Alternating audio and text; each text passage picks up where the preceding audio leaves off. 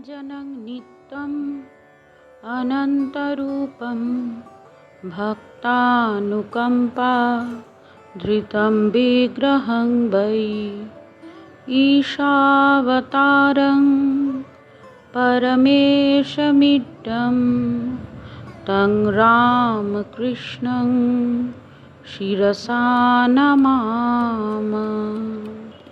আজকে আমরা শ্রী শ্রী রামকৃষ্ণ কথামৃত আগের দিন যেখানে শেষ করেছিলাম তারপর থেকে আবার শুরু করছি। প্রথম দর্শন 1882 ফেব্রুয়ারি মাস। গঙ্গা তীরের দক্ষিণেশ্বরে কালীবাড়ি, মা কালীর মন্দির। বসন্তকাল, ইংরাজি 1882 খ্রিস্টাব্দের ফেব্রুয়ারি মাস। ঠাকুরের জন্মোৎসবের কয়েকদিন পরে শ্রীযুক্ত কেশব সেন ও শ্রীযুক্ত জোসেফ কুক সঙ্গে 23শে ফেব্রুয়ারি বৃহস্পতিবার ঠাকুর স্টিমারে বেড়াইতেছিলেন। তাহারই কয়েকদিন পরে সন্ধ্যা হয় ঠাকুর শ্রীরামকৃষ্ণের ঘরে মাস্টার আসিয়া উপস্থিত। এই প্রথম দর্শন। দেখিলেন এক ঘর লোক নিস্তব্ধ হইয়া তাঁহার কথামৃত পান করিতেছেন। ঠাকুর তক্তপোষে বসিয়া পূর্বাশ্ব হইয়া সহাস্য বদনে হরি কথা কহিতেছেন। ভক্তেরা মেঝে বসিয়া আছেন। কর্মত্যাগ কখন? মাস্টার দাঁড়াইয়া অবাক হইয়া দেখিতেছেন।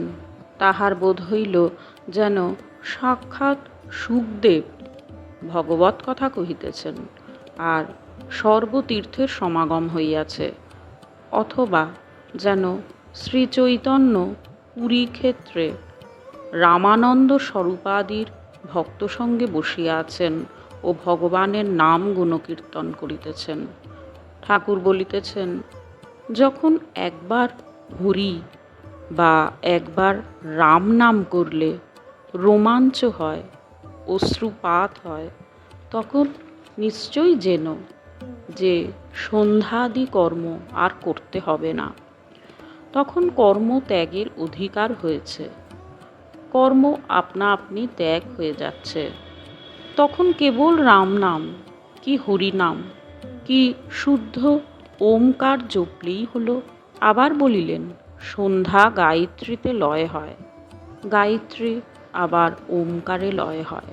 মাস্টার সিধুর সঙ্গে বরাহনগরে বাগানে ও বাগানে বেড়াইতে বেড়াইতে এখানে আসিয়া পড়িয়াছেন। আজ রবিবার 26শে ফেব্রুয়ারি, 15ই ফাল্গুন, অবসর আছে তাই বেড়াতে এসেছেন। শ্রীযুক্ত প্রসন্ন বাড়ুজ্যের বাগানে কিয়ৎক্ষণ পূর্বেই বেড়াইতেছিলেন। তখন সিধু বলিয়াছিলেন, গঙ্গার ধারে একটি চমৎকার বাগান আছে, সেই বাগানটি কি দেখতে যাবেন? সেখানে একজন পরমহংস আছেন। বাগানে সদর ফটক দিয়া ঢুকিয়াই মাস্টার ও সিধু বরাবর ঠাকুর শ্রীরামকৃষ্ণের ঘরে আসিলেন। মাস্টার অবাক হইয়া দেখিতে দেখিতে ভাবিতেছেন, আহা, কি সুন্দর স্থান, কি সুন্দর মানুষ, কি সুন্দর কথা। এখান থেকে নড়তে ইচ্ছে করছে না। কিয়ৎক্ষণ পরে মনে মনে বলিতে লাগিলেন, একবার দেখি কোথায় এসেছি, তারপর এখানে এসে বসব। সিধুর সঙ্গে ঘরের বাহিরে আসিতে না আসিতে আরতির মধুর শব্দ হইতে লাগিল। এককালে কাসর, ঘণ্টা, খোল, করতালি বাজিয়া উঠিল।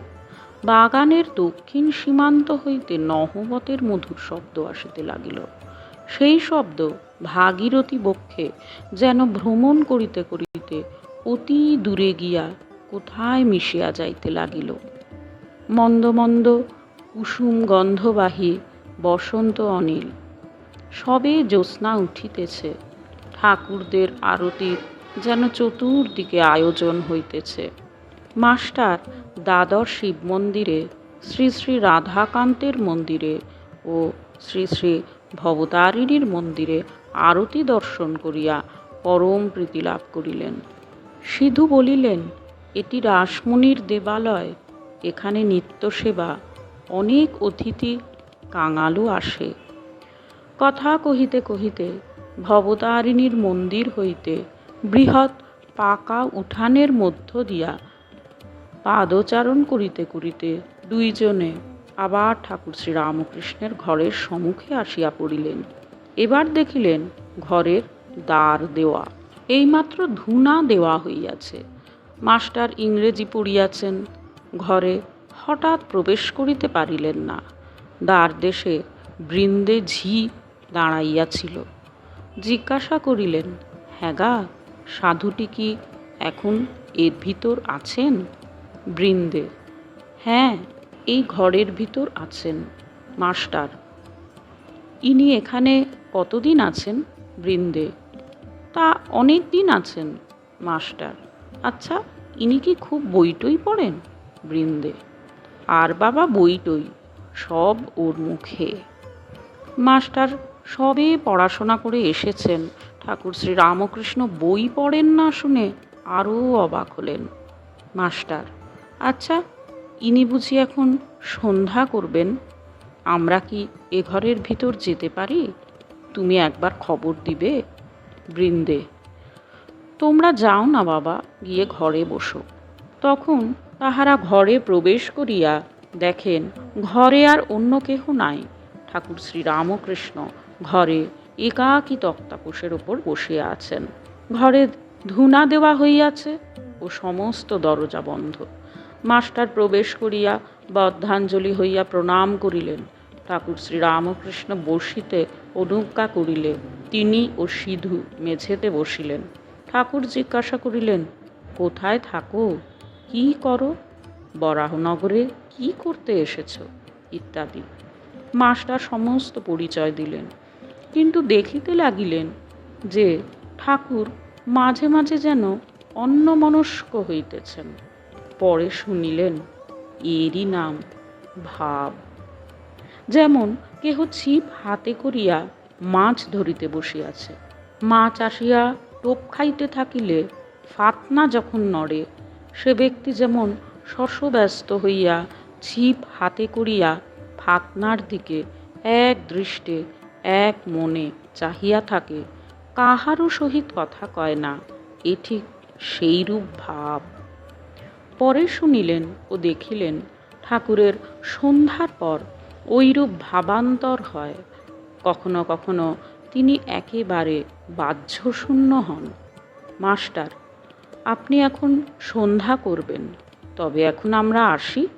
শ্রীরামকৃষ্ণ ভাবস্থ, না, সন্ধ্যা তা এমন কিছু নয়। আর কিছু কথাবার্তার পর মাস্টার প্রণাম করিয়া বিদায় গ্রহণ করিলেন। ঠাকুর বলিলেন, আবার এসো। মাস্টার ফিরিবার সময় ভাবিতে লাগিলেন, কে এই সৌম্য, যাহার কাছে ফিরিয়া যাইতে ইচ্ছা করিতেছে? বই না পড়িলে কি মানুষ মহৎ হয়? কি আশ্চর্য, আবার আসিতে ইচ্ছা হইতেছে। ইনিও বলিয়াছেন, আবার এসো, কাল কি পরশু সকালে আসিব। শ্রীরামকৃষ্ণায় অর্পণমস্তু। আজকে পাঠের এখানেই বিশ্রাম দিলাম। আপনারা সকলেই ভালো থাকুন, আনন্দে থাকুন, আর ঠাকুরের অমৃত কথা একটু একটু করে শ্রবণ করুন।